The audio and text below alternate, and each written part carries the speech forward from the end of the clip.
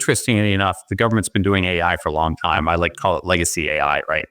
And machine learning has been in place for many in use cases in the government. When we did the assessment, there were like 1,700 use cases, of which probably 3/4 of those were in machine learning. Now, generative AI is new, and they are definitely taking that on.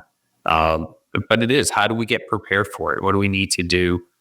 They don't want to be behind that curve, right? And the government has very quickly realized the dependency of data with AI. And the government has a data problem. They got way too much data, right? And a lot of that data has never been labeled, and so you got all this data. So we spent a lot of time with customers talking about, where do we start? Well, we start with looking at your data, understand the AI technology to go in and get familiar with how they act and build guardrails around those. But really, you got to focus on your data management strategy first. And that's pretty daunting, especially in the federal government, because they've been collecting data on many things for a long time.